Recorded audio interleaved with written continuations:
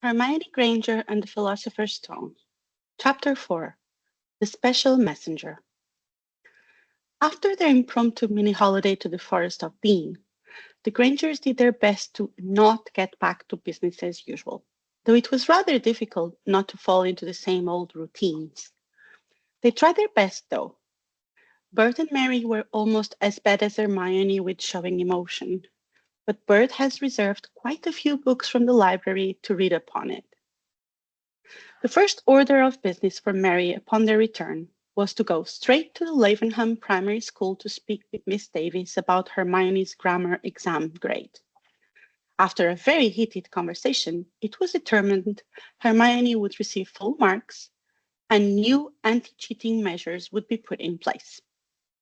Primary school dragged on for Hermione. She was far ahead of her classmates, and her desire to learn was not being met in the classroom. She was dreadfully bored and frankly tired of her classmates' disregard for the rules. They clearly didn't care about their education because they just kept being clowns in class.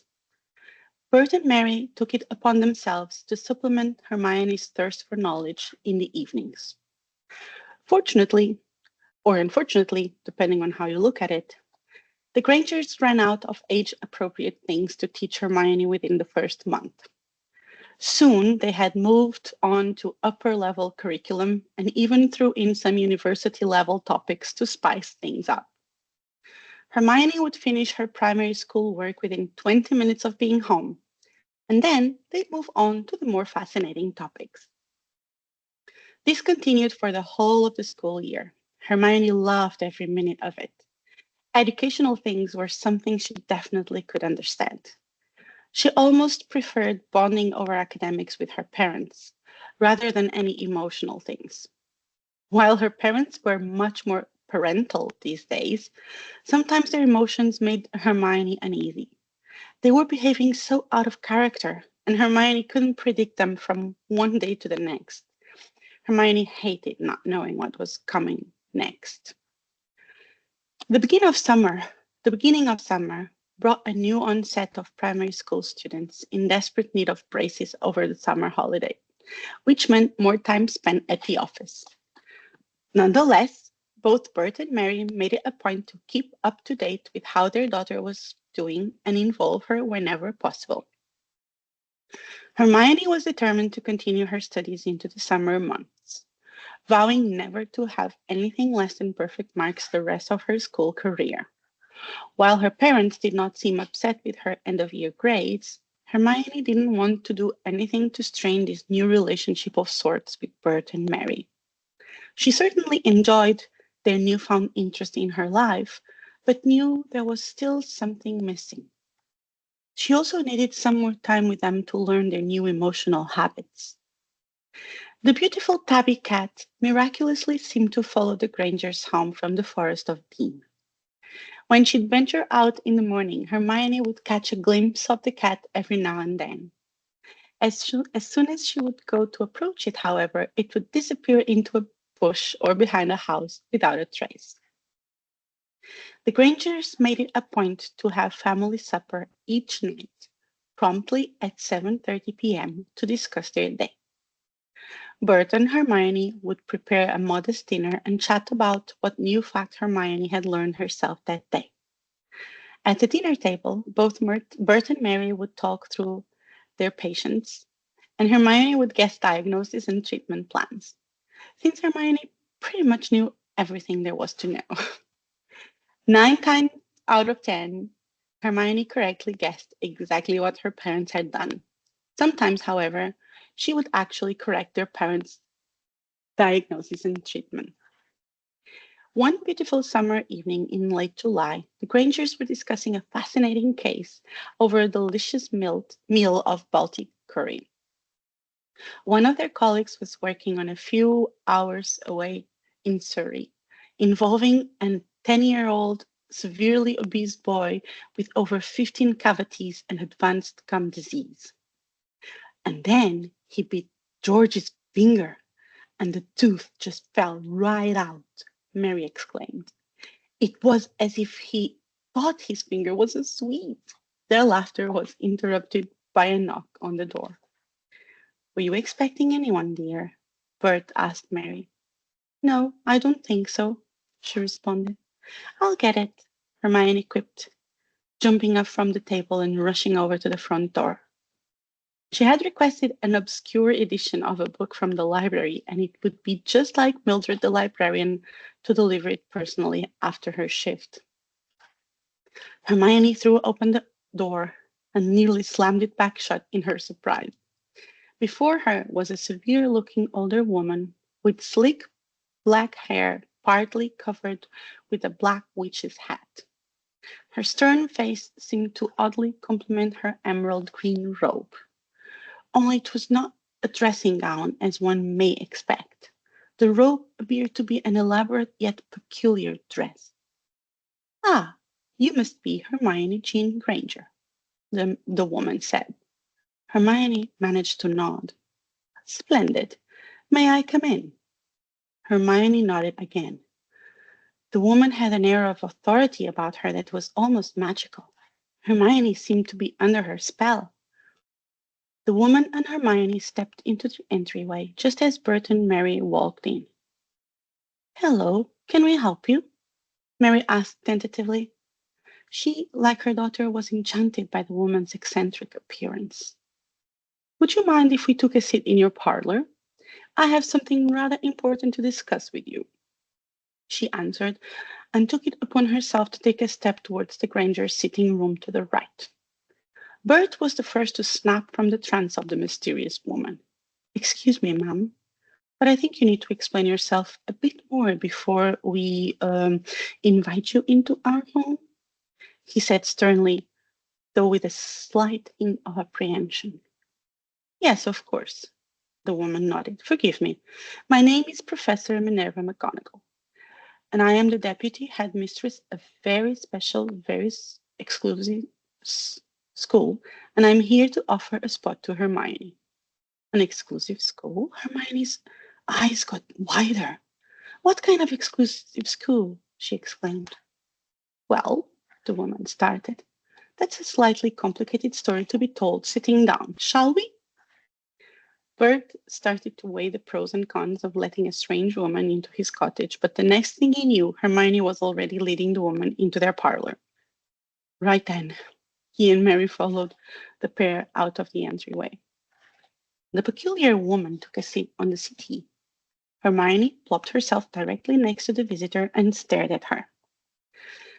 The odd, stern professor took her time inspecting the family and her surroundings before she started.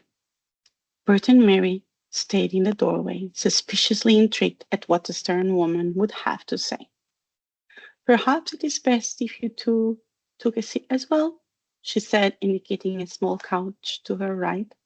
Whatever spell between her and Bert and Mary were broken. Perhaps, Bert said with a sudden confidence, you can stop telling us what to do in our own home and get on with it. As you wish, Professor McGonagall said with a sigh. As I said, my name is Professor McGonagall, and I am the deputy headmistress of a very special school. I am here today as a special messenger from the school to formally invite Miss Granger to attend. Right, we got that part, Bertie inserted. But are you going to tell us a bit more than that? I was getting to that, Dr. Granger, Professor McGonagall said curtly. Are you sure you and your wife wouldn't want to sit down? Right, Bert bristled. As you wish, she said again with another slightly irritated sigh. I'm here to invite Miss Granger to attend Hogwarts School of Witchcraft and Wizardry for the fall term. There was a moment of silence as the Grangers tried to process Professor McGonagall's words. Hogwarts School of what now? Mary asked. Witchcraft and Wizardry, Miss Dr. Granger. Your daughter, Hermione, is a witch. There was a stunned silence yet again. A what? Hermione squeaked. A witch, Professor McGonagall repeated simply. Now, I know such practical people as yourself may find this information slightly difficult to take at first, but I assure you it is quite true. She paused, allowing the Grangers a moment for her words to sink in. Miss Granger, Have you ever perhaps made something happen seemingly by magic? Hermione's mind immediately jumped to the incident with the levitating squirrel. Now that the strange woman had mentioned it, there were many instances where peculiar things happened that Hermione couldn't explain away with a practical explanation. The books, the pages, the lights. Yes, she whispered, her mind still whirling. And I know you are quite bright. Had there been a rational explanation, you would have certainly found it. It was like the professor was reading her thoughts. Yes, this is because you are indeed a witch, Professor McGonagall said with certainty. There are hundreds of thousands of witches and wizards all over the world, and have been since the beginning of time. The wizarding world is kept separate through the use of charms, spells, and secrecy. Wizards are forbidden to reveal anything about magic to non-magical society due to the International Statute of Wizarding Secrecy. However, sometimes a magical person is born to two non-magical parents, and we have to break the International Statute of Secrecy for obvious reasons. She paused, carefully reading the Grangers' faces before continuing. When children with magical abilities are born, they are automatically enrolled at Hogwarts and begin when they are 11. Magic is honed through study, training, and formal schooling, but cannot be simply learned by muggles. Muggle is what we refer to non-magic people, by the way. Professor McGonagall paused again. She could tell all three Grangers were carefully but quickly analyzing every single word she said. They were all quick to understand, making her job of explaining much easier than with most Muggle families. That's why I'm here. I'm one of the special messengers of Hogwarts. It's my job to come and explain everything to Muggle families before formally offering their magical child a spot at Hogwarts. There was a long pause. So, Mary said hesitantly, you want us to believe that magic is indeed real? There are hundreds of witches and wizards running around Britain, and our daughter is one of them. More like hundreds of thousands, but yes, precisely. Rubbish, Bert blurted out. You're raving mad. I assure you, sir, I am not, Professor McGonagall said calmly yet sternly. Please keep your eye on that beautiful vase on the side table, if you please. She pulled a long, dark stick out of her robe and swished and flicked it in the air. Suddenly, the vase rose into the air. The Grangers gasped. The vase floated back down to the table as if it had never moved. Bert immediately went over to the vase, waving his hands wildly around it, looking for strings. We'll find no strings, Mr. Granger. But, but how did you do that? He sputtered. He picked it up and inspected it some more. Magic. I can do some more if you'd like to have some more proof. Bert nodded with wide eyes. Professor McGonagall waved her wand once more. Evanesco, she said, and the vase Bert had been holding vanished into thin air. Bert let out a girlish little scream. That was brilliant, Hermione exclaimed, oblivious to the fact that both her parents were nearly hyperventilating with fear. But wait, I've been 11 for nearly 9 months. Why are you only coming now? Why didn't you come in September? You are quite astute, young lady, Professor McGonagall said with a twinkle in her stern eye. You see, had we come in September, you would have had to go through all of your last year of primary school studies knowing what awaited you in the fall term, which I'm sure would have been simple torture. Yes, but I could have prepared all year, Hermione said, a hint of anxiety slowly creeping up on her. As it was, she'd only have a few months to learn all there was to know about this new world. I am quite confident someone as bright as you will be fully prepared for the fall term. Uh, we have some questions. Bert was finally able to form words. Naturally, Professor McGonagall said simply. Learning there is a whole wizarding world living all around you is a lot to take in. But I ask you to hold your questions a bit longer. I have explained this to many Muggle families, more than I can count, and I have developed a sort of system to explain things as precisely as and succinctly as possible to limit the questions. And seeing as you are all quite intelligent, I believe this will go much more quickly than most.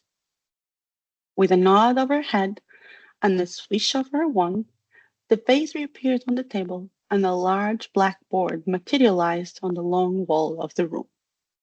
Let's begin. 3 hours later, Bert and Mary were sitting on the couch, clearly exhausted from their extensive history lesson. Hermione was practically jumping off the walls with excitement. The 3 hour lesson seemed like mere minutes. And for once in her life, she didn't have that constant bubble of anxiety in the pit of her stomach. It's not even that she just didn't notice it. She acutely noticed its absence. Hermione couldn't help but think that all of her struggles were because she wasn't meant for this world. She was meant to be in the wizarding world. She referenced the notes she had taken. Nearly a whole notebook was filled, and looked up at Professor McGonagall. So, when do I get to go to Diagonally? Is it? When do I get to go to Diagonally to get my wand and books? If it is all right with your parents, we can all go tomorrow, being it is a Saturday and they won't have to work, Professor McGonagall answered. But there are also many other things you will have to buy in Diagonally.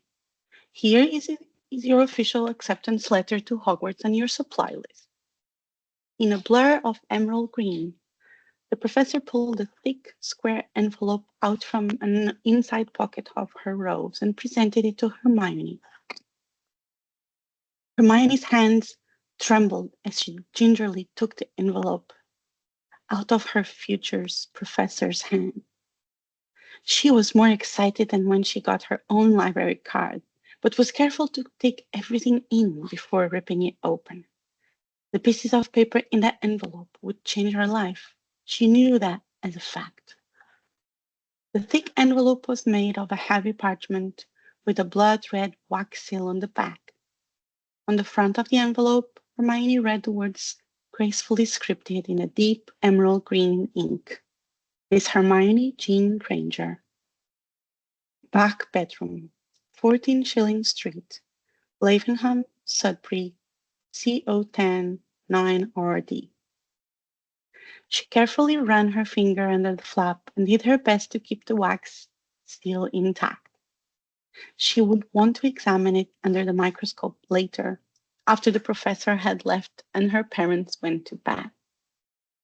Hermione slipped her hand into the folds and latched on to the bundles of paper inside. Like the envelope, the papers were heavy parchment. She delicately unfolded them and looked at the first page. At the top was a beautiful crest, similar to the one on the wax seal. Hermione quickly glanced at it, noticing 4 different animals in the crest. She made a mental note to ask Professor McGonagall about them later. Her eyes drifted down to the elaborate script, which read, Hogwarts School of Witchcraft and Wizardry. Headmaster, Albus Dumbledore. Order of Merlin First Class. Grand Sorcerer, Chief Warlock, Supreme Mugwump, International Confederate of Wizards. Dear Miss Granger, we are pleased to inform you that you have been accepted at Hogwarts School of Witchcraft and Wizardry. Please find enclosed a list of all necessary books and equipment. Term begins on the 1st of September. We await your owl by no later than 31st of July. Yours sincerely, Minerva McGonagall, Deputy Headmistress. You'll wake my owl? Hermione said, confused. What does that mean? She didn't notice her parents stiffening at her question. In the wizarding world, we use owls to post our letters, Professor McGonagall said simply. She, unlike Hermione, noticed the slight bristle of the Grangers, but decided to pay no attention. The owl post was not part of her introductory lesson and would probably be quite odd to hear. Hermione flipped to the second page. At the top was the same crest and heading with the following list. Uniform. First-year students will require 3 sets of plain work robes, black. 1 plain pointed hat, black, for day wear. 1 pair of protective gloves, dragonhide or similar. 1 winter cloak, black with silver fastenings. Please note that all pupils' clothes should carry name tags. Course books. All students should have a copy of each of the following. The Standard Book of Spells, Grade 1, by Miranda Goshawk. A History of Magic, by Bathilda Bagshot. Magical Theory, by Adelbert Waffling. A Beginner's Guide to Transfiguration, by Emmerich Switch. 1000 Magical Herbs and Fungi, by Philida Spore. Magical Draughts and Potions, by Arsenius Jigger. Fantastic Big Beasts and Where to Find Them, by Newt Scamander. The Dark Forces, A Guide to Self-Protection, by Quentin Trimble. Other equipment. 1 wand, 1 cauldron, pewter, standard size 2. 1 set glass or crystal files. 1 telescope, 1 set brass scales. Students may also bring, if they desire, an owl or a cat or a toad. Parents are reminded that first years are not allowed their own broomstick. Yours sincerely, Lucinda Tomsicle Pocus, Chief Attendant of Witchcraft Provisions. Hermione read over the list again and again. She could barely believe her eyes. Every single item picked up fire within her. She could not wait to get to this diagonally to buy everything. Mom, Dad, it says I can bring a cat. Maybe that tabby cat will show up again and I can take her. I don't think that would be possible, Miss Granger, Professor McGonagall said with a small smile. But it says right here, first years are able to bring an owl or a cat or a toad. Hermione replied with an edge to her voice and held up the list up to Professor McGonagall's face. She did not like to be wrong, and most certainly did not want to be wrong about anything in the wizarding world. The rules clearly stated she could have a cat. Rules were rules, after all. You are correct, the professor continued, straightening her glasses. I do not need to read it, dear. I helped to write it. She paused. I'm merely stating it would not be possible to take that particular cat. Before Hermione could reply, Professor McGonagall raised her wand and transformed into the cat right before their eyes. She waited a moment and then transferred back to her human form. It was you? Hermione gasped. The one and only, she replied. I am what we wizards and witches refer to as an animagus. I can change forms into an animal. I use it to my advantage when I know I will be, so they say, breaking the news to Muggle families. I periodically check in on the family to figure out the best time to tell them after the magical child turns 11. You were at the Forest of Dean when I made that squirrel fly, Hermione exclaimed, much to the shock of her parents. Indeed, the professor said. And while you were sleeping, you also made the tent levitate, so it would not wash away with the flood. Brilliant! I really am a witch. Indeed you are, Miss Granger, Professor McGonagall said. And with this, I will take my leave for the evening. Will tomorrow work well for our trip to Diagon Alley, then? It's nearly London, so it may behove us to stay overnight Saturday, so you can get more time in the wizarding world. Bert and Mary were still trying to absorb the news that their daughter had made not only a squirrel, but their whole tent levitate in the air. They merely nodded their heads in unison. Wonderful. I will be back at 8:30 if that's all right with you all.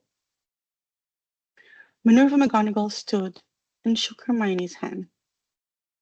I'm looking forward to have such a bright young witch as a student. Hermione beamed with joy as the professor turned and made her way back to the entryway. She immediately started to study the letters again and paid no attention to her parents, who followed her future professor out of the room. Uh, Professor, Bert said. Professor McGonagall turned. Yes, Dr. Granger. You mentioned owls, he started, glancing nervously at his wife. Yeah, we use owls to post. When I was pregnant with Hermione, Mary almost whispered, and the baby we lost before her, I was convinced there were owls inside my uterus. Professor McGonagall certainly hadn't anticipated that. She paused and tilted her head, not unlike her tabby cat counterpart.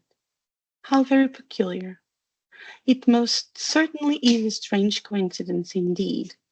I will look into it at Hogwarts Library when I return to the castle tonight, and will hopefully have an answer for you tomorrow. Bert and Mary both nodded and gave each other a squeeze. Professor McGonagall stepped outside on the stoop, turned on her heel, and disappeared into thin air with a crack.